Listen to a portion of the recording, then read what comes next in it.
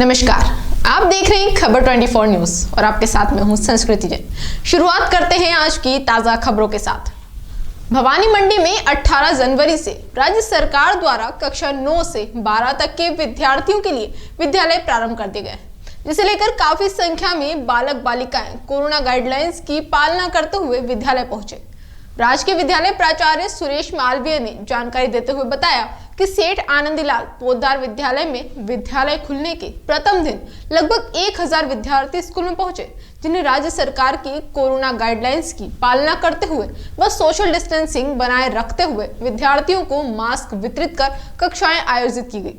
प्राचार्य ने बताया कि 16 जनवरी को पीटीएम बैठक आयोजित कर 156 अभिभावकों से विद्यार्थियों को स्कूल कोरोना गाइडलाइंस की पालना करते हुए भेजने के लिए प्रेरित किया गया था।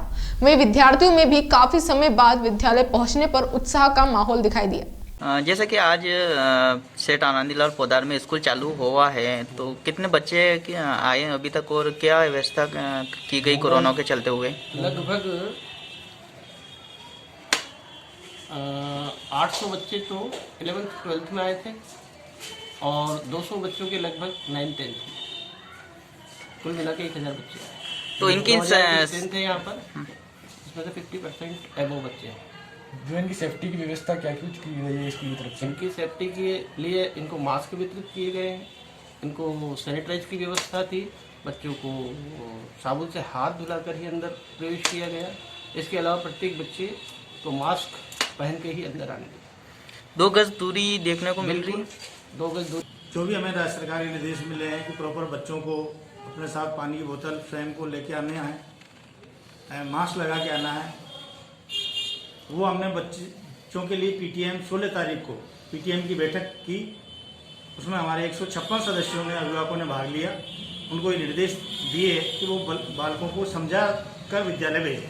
हमने पूर्व विद्यालय को, नगर पालिका के द्वारा पूरे विद्यालय को सैनिटाइज करवाया। मास्क की, यदि कोई बच्ची मास्क लेके नहीं आए तो हमारे पास मास्क की व्यवस्था है। और थर्मल स्कैनिंग हमने बच्चों को जैसे ही प्रवेश किया, हमने बच्चों की थर्मल स्कैनिंग की, उसके बाद में हाथ सैनिटाइज कराए और मास्क से बच्चों को प्रवेश दिया। कक्ष में हमने वही कैपेसिटी बच्चे, जहाँ 50 की कैपेसिटी है, हमने केवल 25 बालिकाओं को ही वहाँ बिठाने का रखा। नहीं तो हमने एक ग्राउंड में व्यवस्था की, खेल मैदान में, कि वो अपना एक सोशल डिस्टेंसिंग का पालन करते हुए बालिकाएं अध्यापन करें। लॉकडाउन के बाद जो स्कूल खुले हैं उसमें बच्चों को उत्साह भी दिखने को मिला हुआ। हाँ, बहुत ज़्यादा उत्साह मिला। कई बालिकाएं कुछ कोचिंग जा रही थी, वो बालिकाएं वो वापस कोचिंग छोड़ गए और विद्यालय की तरफ उन्होंने रुख किया। कोई बालिकाएं अभिभावकों ने बताया कि हमने सब कोचिंगें छोड़ दी हैं और एक काफ़ी उत्साह बालिकाओं में नजर आया। मास्क को लेकर भी उत्साह नजर आया, पानी की बोतल भी बालिकाएं साथ लेके आई। तो एक अच्छा माहौल, विद्यालय खुलते ही बालिकाओं में एक उत्साह बढ़ा कि भाई बहुत दिनों से विद्यालय नहीं खुले थे, पढ़ाई बाधित हो रही थी। भवानी मंडी में आगामी चुनावों का असर सफाई व्यवस्था पर भी नजर आने लगा है। नगर पालिका के कर्मचारी नगर की सफाई व्यवस्था को लेकर बेपरवाह नजर आ रहे हैं, जिससे नगर में जगह जगह कचरा पात्रों से कूड़ा बिखरता हुआ व आवारा पशु घूमते नजर आ रहे हैं। नगर की सफाई व्यवस्था इन दिनों बदहाली के आंसू रो रही है। नगर पालिका प्रशासन की लापरवाही का अंजाम नगर की जनता को भुगतना पड़ रहा है। भवानी मंडी में एक महिला के साथ छेड़छाड़ व मारपीट कर जान से मारने की प्रयास के मामले में पीड़िता के परिवार व समाजजनों द्वारा पुलिस उपाधीक्षक को ज्ञापन सौंपकर आरोपियों के खिलाफ कड़ी कार्यवाही करने की मांग की गई। ज्ञापन के माध्यम से पीड़िता के भतीजे देवेंद्र कुमार ने बताया कि उनकी चाची के साथ बस स्टैंड से घर आते समय रिद्धि सिद्धि कॉलोनी निवासी हरीश कुमावत द्वारा योजनाबद्ध तरीके से छेड़छाड़ कर मारपीट करते हुए जान से मारने की कोशिश की गई, जिसका वीडियो सोशल मीडिया पर पूरे नगर में वायरल है। पीड़िता को जान का खतरा बताते हुए आरोपियों के विरुद्ध मुकदमा दर्ज करवाकर कड़ी कार्यवाही करने की मांग की गई। इस दौरान देवेंद्र कुमार विश्वकर्मा, समाज जिला अध्यक्ष मोहन विश्वकर्मा, दिनेश, राजेश, पीरूलाल समेत कई समाजजन मौजूद रहे। भवानी मंडी में प्रजापिता ब्रह्म कुमारी ईश्वरीय विश्वविद्यालय सेवा केंद्र पर संस्था के संस्थापक अलौकिक प्रजापिता ब्रह्मा बाबा का 52वां अव्यक्त स्मृति दिवस मनाया गया। इस अवसर पर ब्रह्म कुमारी कुसुम दीदी द्वारा प्रजापिता ब्रह्मा बाबा की विशेषताओं व उनकी जीवनी पर प्रकाश डाला गया।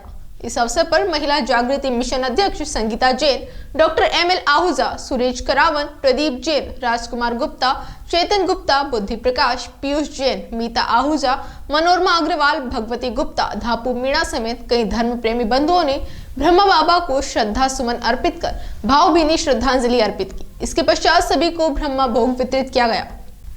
भवानी मंडी में शांतिपूर्ण एवं निष्पक्ष मतदान संपन्न कराने के लिए अपराधी प्रवृत्ति के लोगों के खिलाफ CRPC की धारा 110 के तहत अंतर्गत पुलिस द्वारा निरोधात्मक कार्यवाही की जा रही है। मतदाता स्वतंत्र एवं भयमुक्त होकर अपने मताधिकार का प्रयोग कर सके, इसके लिए नगर पालिका क्षेत्र में भवानी मंडी में लाइसेंसी हथियारों को थाना भवानी मंडी में जमा करवाया जा रहा है। मतदान के 2 दिन पूर्व से नगर पालिका एवं 5 किलोमीटर परिधि की क्षेत्र में सूखा दिवस घोषित किया गया है। मतदान शांतिपूर्ण एवं निष्पक्ष संपन्न कराने के लिए 2 एरिया मजिस्ट्रेट एवं 6 जोनल मजिस्ट्रेट लगाए जाएंगे।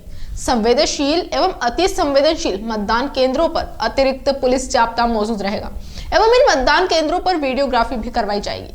नगर पालिका भवानी मंडी आप चुनाव 2021 में कुल 49 मतदान केंद्र एवं 4 सहायक मतदान केंद्र बनाए गए। नगर पालिका क्षेत्र भवानी मंडी में कुल 31,154 मतदाता अपने मताधिकार का प्रयोग करेंगे। चुनाव में पार्षद प्रत्याशी अधिकतम 1 लाख रुपए खर्च कर सकता है। मतदान समाप्ति के 15 दिन के अंदर सभी अभ्यर्थियों को अपने खर्च का ब्यौरा राज्य चुनाव आयोग को देना होगा। सुनेल में कनवाड़ी निवासी एक युवक द्वारा अपने पिता की गुमशुदगी की रिपोर्ट दर्ज करवाई गई। रिपोर्ट में बताया कि बने सिंह पुत्र उमराव सिंह जाति राजपूत उम्र 60 वर्ष 5 जनवरी को प्रतिदिन की तरह सुबह 6 बजे खेत पर जाने की कहकर घर से निकला था, जो रोजाना 11 बजे तक घर वापस लौट आते थे। लेकिन 5 जनवरी को बुजुर्ग के घर नहीं लौट आने पर घर के सदस्यों द्वारा आसपास व रिश्तेदारों के यहाँ उनकी तलाश की गई, लेकिन उनका कोई पता नहीं चला, जिस पर उनकी गुमशुदगी की रिपोर्ट सुनेल पुलिस थाने में दर्ज करवाई गई। खानपुर तहसील के लाइफल में स्कूल खुलने पर छात्र छात्राओं में उत्साह का माहौल दिखाई दिया। राजकीय उच्च माध्यमिक विद्यालय लाइफल स्कूल के शारीरिक शिक्षक शिव दर्शन मोदी ने बताया कि राज्य सरकार के आदेशानुसार लगभग 9 माह 27 दिन के पश्चात कक्षा 9 से 12 तक की कक्षाओं का संचालन की अनुमति प्रदान की गई है। उसी संदर्भ में कोविड-19 की गाइडलाइन के अनुसार विद्यालय संचालित किया जा रहा है। इतने दिनों के पश्चात विद्यालय प्रांगण में लौटी रौनक को देखकर स्टाफ व बच्चों को उत्साह देखते ही बनता है। साथ ही विद्यालय परिवार राज्य सरकार को धन्यवाद देना चाहता है कि बहुत ही शानदार कार्यशैली से इस महामारी पर नियंत्रण किया गया, अतः बहुत ही जल्दी शेष कक्षाओं का संचालन भी की अनुमति प्रदान की जाए, इसी आशा राज्य सरकार से करते हैं। छात्रा कोमल सुमन ने बताया कि बहुत दिनों बाद हमें स्कूल आकर बहुत ही अच्छा लगा, अब हमारी पढ़ाई नियमित रूप से हो सकेगी। आज राज्य सरकार के आदेशानुसार दिनांक 18/1/2021 से लंबे अंतराल के पश्चात करीब 9 माह और 27 दिन के बाद विद्यालय खुले हैं। आज विद्यालय में बालक और बालिकाओं के आगमन के साथ जो रौनक लौटी है वो देखते ही बनती है। आने वाले समय में हम सरकार से ऐसी आशा करते हैं कि वो बहुत ही जल्दी कक्षा 6 से और 8वीं तक के विद्यालय खोलें और उसके पश्चात 1 से और 5वीं तक के बच्चों के विद्यालय खोले जाएं, ताकि बच्चे समय पर पढ़ाई कर सकें। और राज्य सरकार ने जिस हिसाब से, जिस नायाब शैली से इस कोरोना महामारी को नियंत्रण किया है उसके खानपुर में डॉक्टर मुकेश कुमार नागर ब्लॉक मुख्य चिकित्सा अधिकारी के द्वारा आदर्श प्राथमिक स्वास्थ्य केंद्र हरिगढ़ का औचक निरीक्षण किया गया, जिसमें उनके द्वारा कोविड-19 की तैयारी हेतु तैयार किए गए कोविड-19 टीकाकरण कक्ष का निरीक्षण किया गया। तत्पश्चात कोल्ड चेन पॉइंट, प्रसव कक्ष, दवा वितरण कक्ष, टीकाकरण का लैब जांच केंद्र का निरीक्षण किया गया। निरीक्षण के दौरान सभी कर्मचारी उपस्थित पाए गए एवं किसी प्रकार की कोई कमी नहीं पाई गई। निरीक्षण के दौरान ब्लॉक कार्यक्रम प्रबंधक प्रवीण शर्मा, ब्लॉक लेखाकार सुनील गुप्ता, चिकित्सा अधिकारी प्रभारी डॉक्टर दीपक माहेश्वरी मौजूद रहे। पीएससी हरिगढ़ का हमने इंस्पेक्शन किया, उसमें कोविड-19 को वैक्सीनेशन को लेकर इंस्पेक्शन किया गया, जिसमें सभी व्यवस्थाएं सेटिस्फैक्ट्री पाई गई। इसमें टीकाकरण कक्ष की, ऑब्जर्वेशन रूम की और साफ़ सफाई को लेकर ILR में टेम्परेचर मॉनिटरिंग से संबंधित सभी रिकॉर्ड्स देखे गए, जिसमें कोई खामियां नहीं पाई गई। पिड़ावा थाना क्षेत्र के खेड़ी गांव के माल में एक खेत पर स्थित खेजड़ी के पेड़ पर एक वृद्ध मजदूर का शव फांसी के फंदे पर लटका हुआ मिला। हेड कांस्टेबल राजेंद्र कुमार ने बताया कि बालदा निवासी बने सिंह चौहान की सूचना पर वह पुलिस जाब्ते के खेड़ी गांव के पास स्थित खेत पर पहुंची। खेत पर खेजड़ी के पेड़ पर सुसनेर थाना क्षेत्र के श्यामपुरा गांव निवासी 60 वर्षीय चंद्र सिंह पुत्र पृथ्वी सिंह सोंधिया खेजड़ी के पेड़ पर लटका हुआ मिला। मृतक बालदा निवासी बद्री सिंह चौहान के खेत पर मजदूरी का काम करता था। पुलिस ने शव को नीचे उतारकर पिड़ावा चिकित्सालय पहुंचाया, जहां पोस्टमार्टम के बाद शव परिजनों को सौंपा गया। पुलिस ने मृतक के भतीजे मदन सिंह पुत्र नाथू सिंह की रिपोर्ट पर संदिग्ध अवस्था में मृत्यु का मामला दर्ज कर जांच शुरू की है। रायपुर क्षेत्र की दुबलिया पंचायत में चल रहे मनरेगा कार्यों का विकास अधिकारी हनुमान मीणा ने औचक निरीक्षण किया। कनिष्ठ लिपिक शिवम पाटीदार ने बताया कि निरीक्षण के दौरान नरेगा के तहत चल रहे तलाई गहरीकरण में प्रस्तावित 113 में से 82 श्रमिक उपस्थित मिले। वहीं कलगरा तलाई गहरीकरण में 82 में से 73 श्रमिक उपस्थित पाए गए।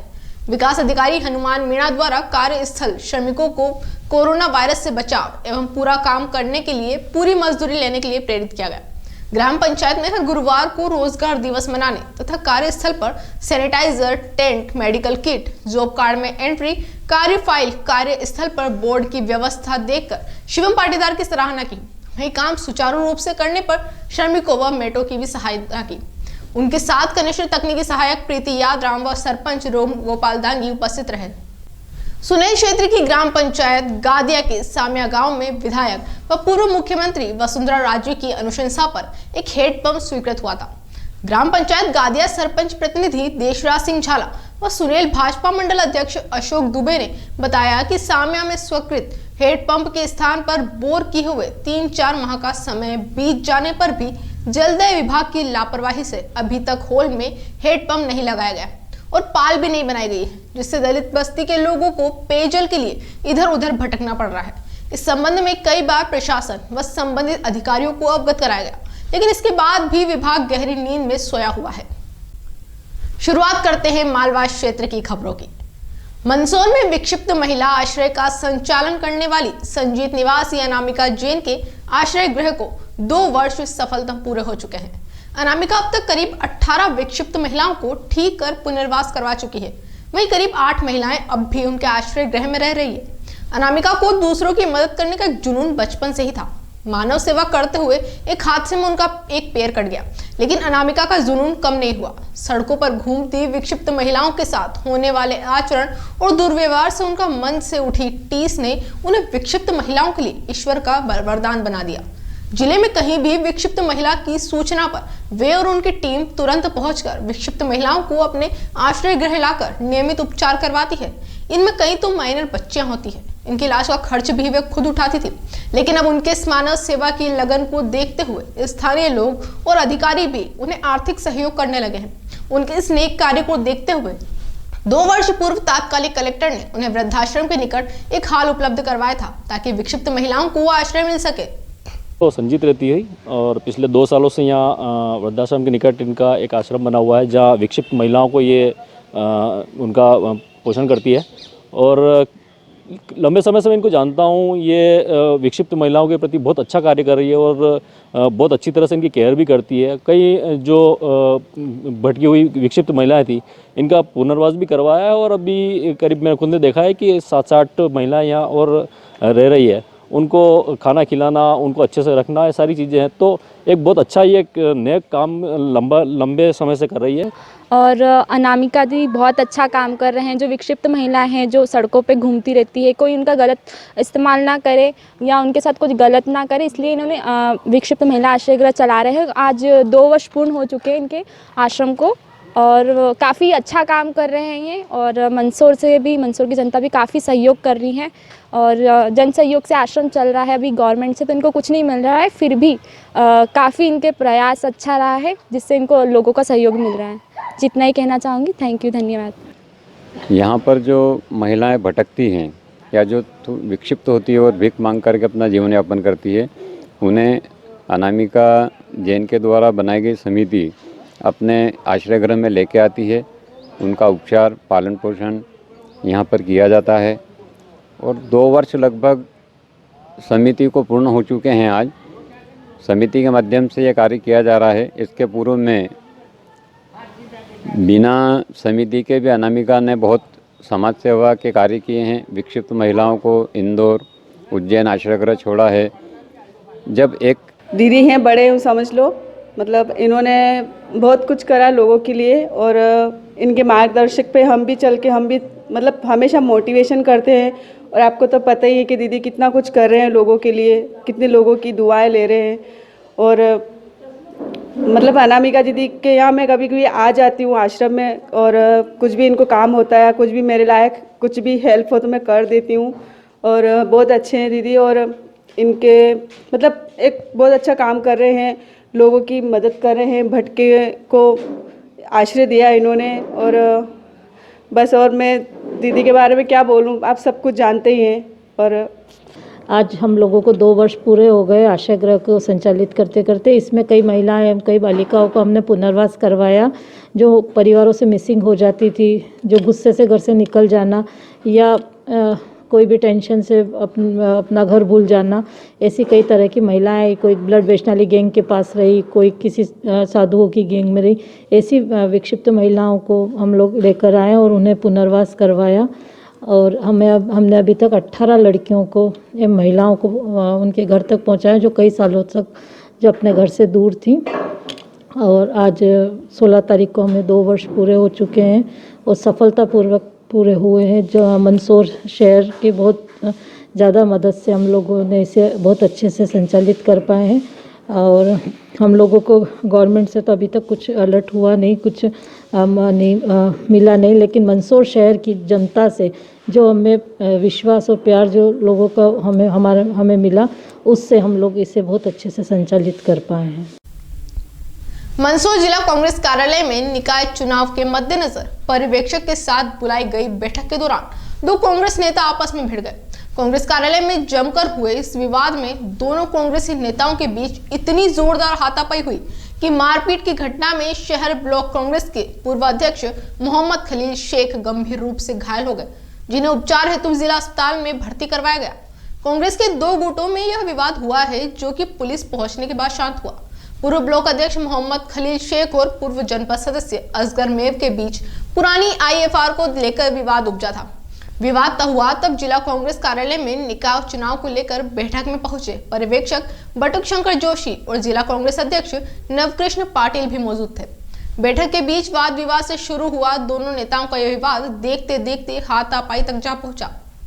खलील शेख ने कोई मीटिंग में नाटा जी के पे आरोप लगाया तो मैंने इससे सीधे से रूटीन में बात करी। मैंने भैया क्या हुआ, कहाँ उनने एफ.आर. लिखे आपके, तो ये तो गाली गलौज पे आके और फेट पकड़ लिया और मारा कूटी करने लग गए।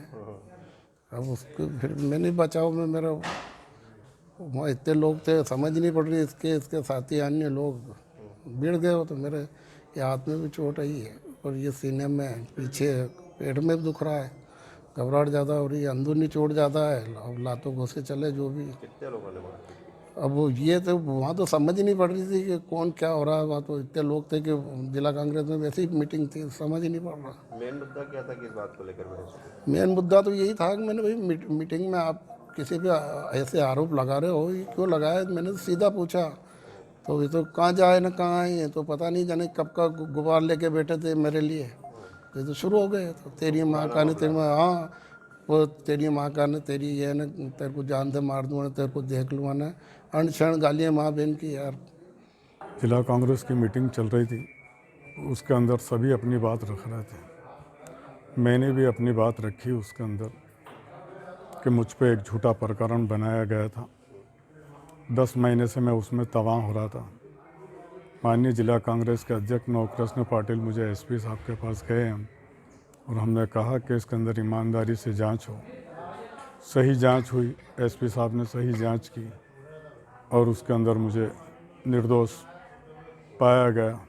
मैंने कहा कि ये एफआईआर कराने में पूरा योगदान हमारे पूर्व विधायक नरेंद्र जी नायटा का है, कारण जबकि कांग्रेस के हम कार्यकर्ता हैं और हमारे पे एफआईआर करवाते और कांग्रेस शासन में ही हमको प्रताड़ित किया जाता है। ये सभी कार्यकर्ताओं की पीड़ा है। उसके बाद मीटिंग ख़त्म हो गई। 15-20 मिनट बाद सोमेल आया और बोला, तो मैंने कहा कि बिल्कुल सही है, जो सच है वो मैंने बोला। बाद में असगर भाई आए, मेरे गिरबान पकड़ के मारने लग गए। जिला कांग्रेस के अध्यक्ष ने बीच बचाव किया। फिर परवेश्वर के पास चल गया मैं शिकायत कर रहा। इतने इन्होंने 5-50 जने बुला लिए, असगर ने और इन्होंने पिस्तौल पूरी जिला कांग्रेस को तोड़ फोड़ कर दी। मुझे बहुत मारा, 15-20 जनों ने मिल के। 15-20 बचाव करा, वरना मैं जान से आज मर जाता। मेरे सीने में बहुत चोटें लगी है, माथे में बहुत चोटें लगी है। ईश्वर की दुआ से मैं बच गया हूँ, वरना आज मेरे को ये जान से मार डालते हैं।